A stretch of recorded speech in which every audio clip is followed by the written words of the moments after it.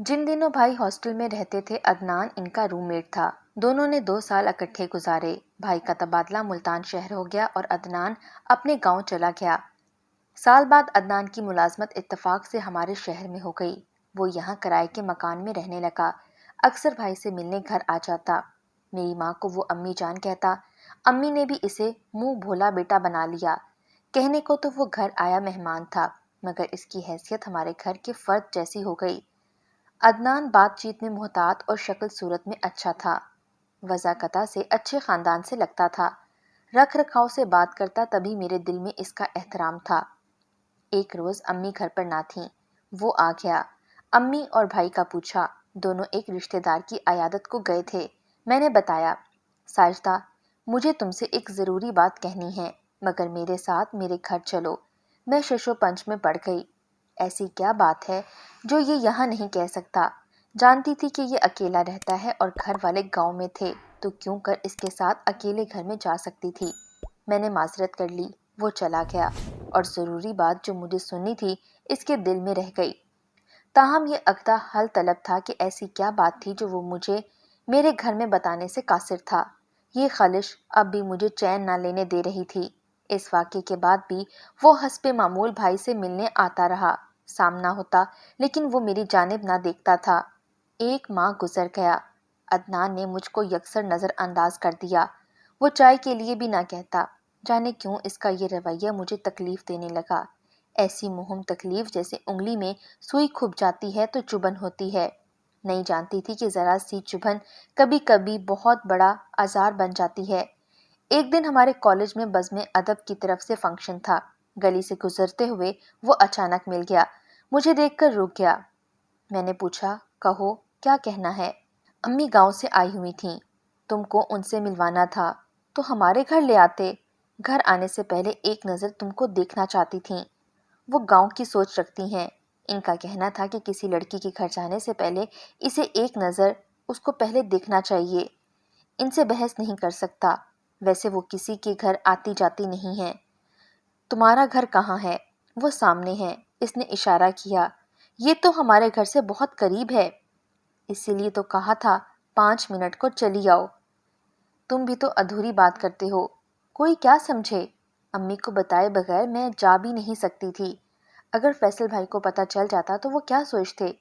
میں یہ کہہ کر آگے بڑھ گئی۔ وہ تیزی سے قدم بھرتا میرے قریب آ گیا۔ کیا تم ابھی چل سکتی ہو؟ بس 2-4 منٹ کے لیے۔ دیکھو وہ ہے میرا گھر۔ اس نے ایک دروازے کی طرف اشارہ کیا۔ یہ مکان ہم سے 2-4 قدم ہی پر تھا۔ یہ سوچ کر اس کی والدہ ہوں گی، میں اس کے ساتھ گھر کے اندر چلی گئی۔ دروازے پر جھجکی تو اس نے کہا، کیا سوچ رہی ہو؟ اندر آ جاؤ، امی سے مل لو۔ ایک بار تم کو دیکھ لیں گی، پھر ان کو تمہارے گھر لانا آسان ہو جائے گا۔ میں سمجھ گئی کہ وہ کیا کہنا چاہ رہا تھا۔ یقیناً اس نے میرا ذکر اپنی ماں سے کیا ہوگا۔ اب اس کی ماں نے مجھے پسند کر لیا تو ہی وہ میرا رشتہ مانگنے آئیں گی۔ لمحہ بھر کو پہلی بار ذہن میں چکا چوند ہوئی۔ دل میں اس خیال سے مسرت کا احساس جاگا کہ اتنا اچھا لڑکا مجھے اپنانا چاہتا ہے جس نے کبھی محبت کا اظہار بھی نہیں کیا۔ ان دنوں امی بھی میرے رشتے کے لیے بہت فکر مند رہتی تھیں۔ تم صرف 2 منٹ امی سے مل لو۔ اس نے یہ بات اتنی سماجت سے کہی کہ میں نے قدم آگے بڑھا دیے۔ میرے دل میں چور نہ تھا۔ سمجھی کہ اس کی والدہ گھر پر ہیں۔ جب کمرے میں پہنچی تو حیران رہ گئی، وہاں کوئی بھی نہیں تھا۔ ادھر ادھر دیکھا، شاید گھر کے کسی دوسرے حصے میں ہوں۔ یہ سوچ کر بیٹھ گئی اور کمرے کا جائزہ لینا شروع کر دیا، جو بہت صاف ستھرا اور سلیقے سے سجا ہوا تھا۔ امی کہاں ہیں؟ آ جائیں گی، پڑوس میں گئی ہیں۔ آرام سے بیٹھو، جب تک وہ آتی ہیں میں تم سے کچھ باتیں کر لوں۔ تمہاری مرضی بھی تو جاننا ضروری ہے۔ کس بارے میں؟ تم سے شادی کرنا چاہتا ہوں، کیا تم رضامند ہو؟ تو ہی امی کو رشتے کے لیے تمہارے گھر لاؤں گا۔ یہی وہ ضروری بات تھی جو مجھے تم سے کہنی تھی۔ مجھے تمہارے گھر خوف سا تھا۔ یہاں ہم اس معاملے پر آرام اور سکون سے بات کر سکتے ہیں۔ پہلی بار مجھے اس سے حجاب آیا اور میں شرما گئی۔ امی کب آئیں گی؟ آ جائیں گی۔ میری بہن کے جہیز کے لیے پڑوسن کے ساتھ بازار گئی ہیں۔ تب تو ان کو کافی ٹائم لگے گا۔ مجھے کالج جانے کو دیر ہو رہی ہے، ابھی مجھے جانے دو۔ دراصل تنہائی میں اس کے ساتھ بیٹھنے سے خوف سا محسوس کر رہی تھی، تو جانے کو اٹھ کھڑی ہوئی۔ ابھی نہیں، تھوڑی دیر تو بیٹھو، ابھی کچھ باتیں کرنی ہیں، پھر ہمیں اس طرح اکیلے بیٹھ کر باتیں کرنے کا موقع نہیں ملے گا۔ میں دوبارہ آ جاؤں گی، مجھے لگتا ہے کہ تمہاری امی آج جلدی نہیں آئیں گی۔ میں تکرار کرنے لگی۔ میں کہتی ہوں مجھے جانے دو، اور وہ کہتا کہ پہلے میری باتیں سن لو۔ اس نے میرا ہاتھ پکڑ لیا، مجھے غصہ آ گیا۔ کہا، عدنان، رشتے اس طرح سے نہیں باندھے جاتے، اس طرح تو محبت ختم کی جاتی ہے۔ ابھی ہمارے درمیان یہ بات ہو رہی تھی کہ دروازے پر دستک ہوئی۔ عدنان نے کہا، تم یہاں ٹھہرو، باہر مت آنا، پہلے میں دیکھ لوں کون آیا ہے، میرا کوئی دوست نہ ہو۔ جاتے ہوئے وہ باہر سے اس کمرے کی کنڈی لگا گیا جہاں میں بیٹھی تھی۔ مجھے اس کے قدموں کی آہٹ بیرونی دروازے تک جاتے سنائی دے رہی تھی۔ در کھولنے کی آواز آئی، پھر بند ہونے کی۔ گھر سے نکلنے کے بعد گیٹ کو اس نے باہر سے تالا لگا دیا اور جو بھی آیا تھا اس کے ساتھ چلا گیا۔ مجھے اپنے اکیلے گھر میں مقفل کر کے میرا دم گھٹنے لگا، ہاتھ پاؤں سن ہونے لگے، لگتا تھا کہ بے ہوش ہو جاؤں گی۔ آخر وہ گھر سے باہر کیوں چلا گیا؟ ایسا کون سا شخص آیا تھا کہ اس کے ساتھ فوری طور پر جانا ناگزیر ہو گیا تھا؟ آدھا گھنٹہ گزر گیا، عدنان نہ لوٹا۔ اس خیال سے کہ میں تالے میں بند ہوں، نہ جانے کب اور کب تک بند رہوں گی، دہشت سے میری جان نکل رہی تھی۔ لگتا تھا گزرتے وقت کا ایک ایک لمحہ بھاری قدموں سے مجھے روندتا جا رہا ہے۔ جب خوف نے نیم جان کر دیا تو میں نے کمرے کو بغور دیکھا۔ پلنگ کے پاس دیوار میں کھڑکی نظر آئی، اس کو کھولا، وہ عقبی گلی میں کھل رہی تھی۔ یہاں سے کود کر میں باہر نکل سکتی تھی، لیکن یہ کھڑکی ذرا اونچائی پر دیوار میں نصب کی گئی تھی اور روشن دان جتنی چوڑی تھی۔ میں بامشکل اس سے گزر سکتی تھی، لیکن گلی میں گرنے سے چوٹ کا اندیشہ تھا۔ تاہم اس سے بدتر صورتحال تھی کہ مجھے اس وقت یہاں قید رہنا تھا جب تک کہ عدنان لوٹ کر نہ آ جاتا۔ خدا جانے وہ کتنی دیر بعد آئے گا، کیا خبر اچانک کیا ضرورت پڑ گئی کہ مجھے بات تک نہ کر سکا اور باہر سے ہی چلا گیا۔ گھبراہٹ سے دل بند ہوا جاتا تھا۔ تبھی میں نے میز گھسیٹ کر دیوار سے لگائی اور کھڑکی سے باہر کود گئی۔ گلی سنسان تھی، ڈر تھا کہ بہت چوٹ آئے گی۔ صد شکر کہ چوٹ آئی تھی مگر معمولی کہ سہ گئی اور کسی طرح لنگڑاتے ہوئے گھر پہنچ گئی۔ جاتے ہی بستر پر لیٹ گئی۔ تھوڑی دیر بعد احساس ہوا کہ ٹانگ درد کر رہی ہے۔ پین کلر گولی کھا کر سو گئی۔ توبہ کر لی کہ اب کبھی ایسی غلطی نہیں کروں گی۔ رات بھر درد سے نہ سو سکی۔ صبح کو اللہ کے حضور سجدہ شکر ادا کیا کہ اس نے میری عزت و آبرو کو محفوظ رکھا تھا اور میں بخیریت وقت پر گھر پہنچ گئی۔ گھر والوں کو بھی کسی بات کا علم نہ ہوا، ورنہ میری شامت آ جاتی۔ اگلے روز اتوار تھا، بھائی گھر پر تھے کہ عدنان آ گیا۔ میں نے اس سے بات نہ کی، مجھ کو اس پر بہت غصہ تھا۔ سوچا اس کو کیا کہوں، غلطی مجھ سے بھی ہوئی، اب اس غلطی کو بھلا دینا چاہیے۔ آئندہ کے لیے توبہ کر لی کہ کسی کی باتوں میں نہیں آؤں گی۔ ایک روز عدنان کو مجھ سے بات کرنے کا موقع مل گیا۔ کہنے لگا، تم سے تھوڑا سا بھی انتظار نہ ہوا اور بھاگ گئیں، کیا میں کھا جاتا تم کو؟ معلوم ہے میں کتنا پریشان رہا ہوں، تمام رات سو نہ سکا۔ تم نے مجھے گھر بلا کر ذلیل کیا، تالے میں بند کر کے چلے گئے، الٹا شکوہ بھی تم کر رہے ہو۔ کہنے لگا، جانتی ہو اس روز کیا ہوا تھا؟ جس نے دستک دی تھی وہ تمہارا بھائی فیصل تھا۔ اس کو مجھ سے کوئی کام تھا، اگر میں تم کو بتانے اندر آتا تو وہ بھی میرے پیچھے آ جاتا۔ تب اس کو کیسے روکتا کہ اندر مت آؤ، دروازے پر رہو؟ تم بھائی کو کہہ سکتے تھے کہ امی گھر پر ہیں، وہ امی کو سلام کرنے آ جاتا، مگر وہ جانتا تھا کہ امی 2 روز قبل گاؤں روانہ ہو چکی تھیں۔ ہم دونوں ہی تو ان کو کوچ پر سوار کرنے اڈے پر گئے تھے۔ گویا تم نے غلط بیانی سے کام لیا کہ تمہاری ماں پڑوسن کے ساتھ بازار گئی ہیں۔ تم نے مجھ سے جھوٹ کیوں بولا؟ تاکہ تم سے کچھ دیر بات کر سکوں۔ عدنان کی طویل پر مجھے بہت دکھ ہوا۔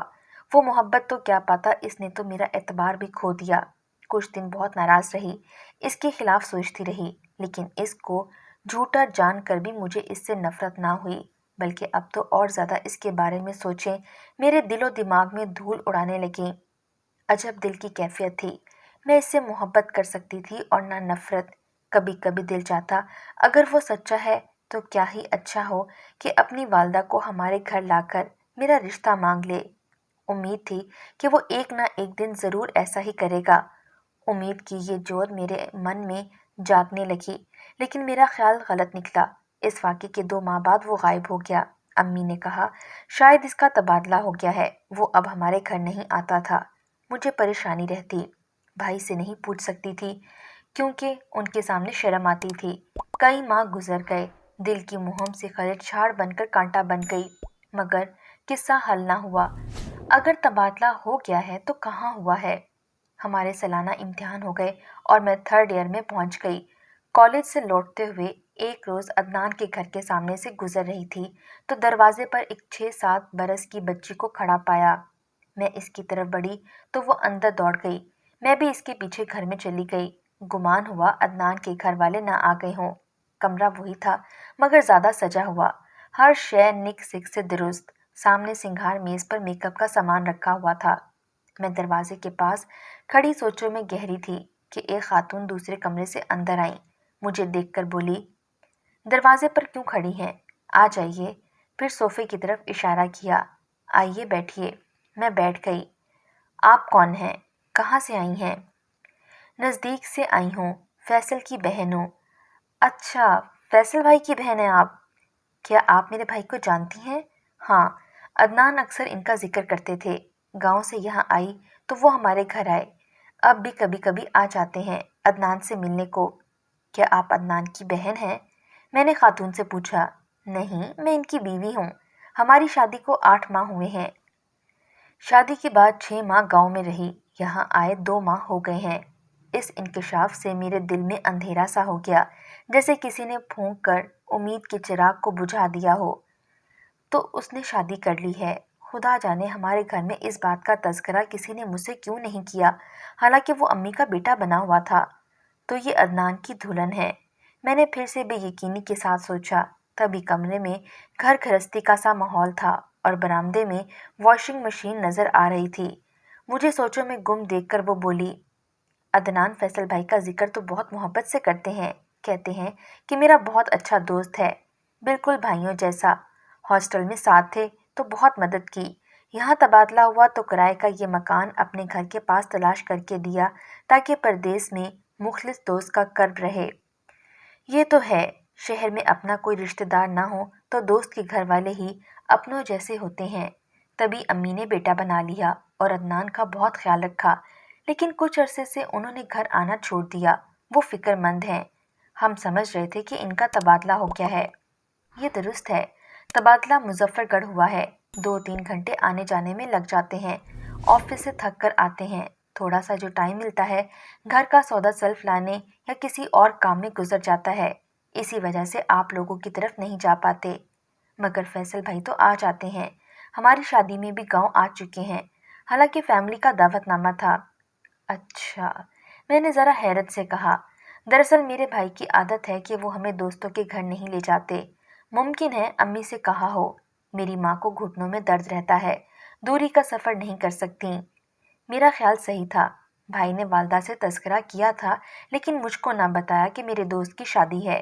عموماً بھائی اپنی بہنوں سے دوستوں کے بارے میں باتیں نہیں کیا کرتے، تبھی میں لا علم تھی۔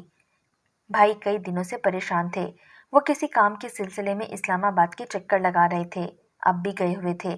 آپ کو تو علم ہوگا کہ عدنان فیملی کو ملتان لے آئے ہیں۔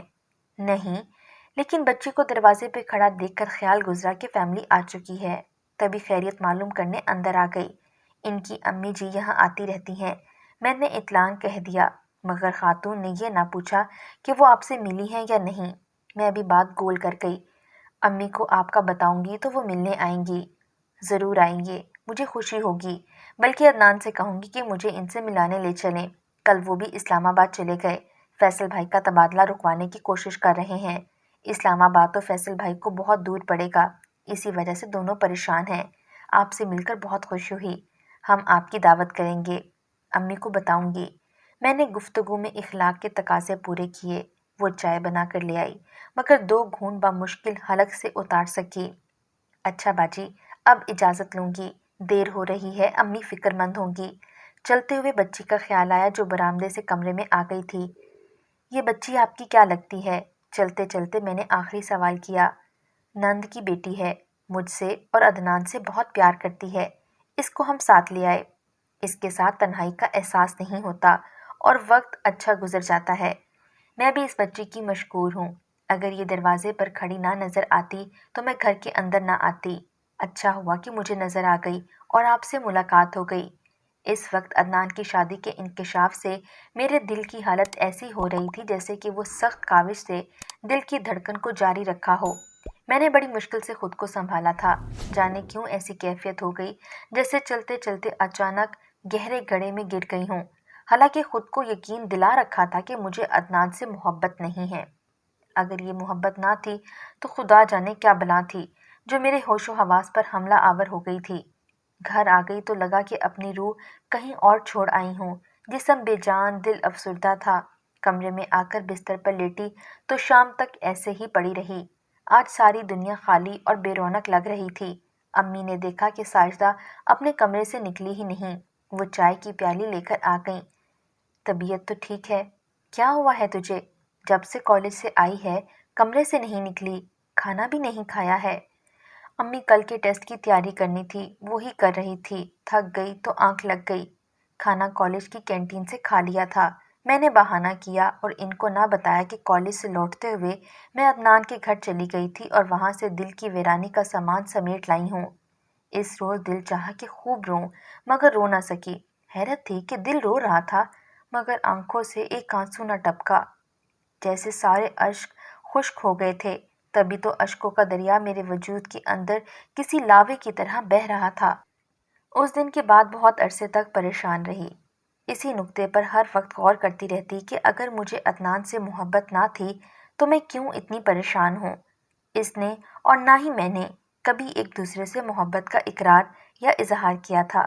نہ اکیلے میں مجھے اس سے ملنے کی خواہش تھی اور نہ ایسی حالت ہوئی تھی کہ اس کو دیکھے بن چین نہ ملتا۔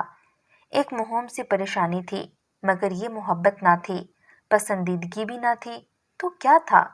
بس ایک بار دل میں اتری تو خلش بن گئی۔ اس واقعے کے 6 ماہ بعد میری شادی ہو گئی۔ میں بیاہ کر لاہور آ گئی۔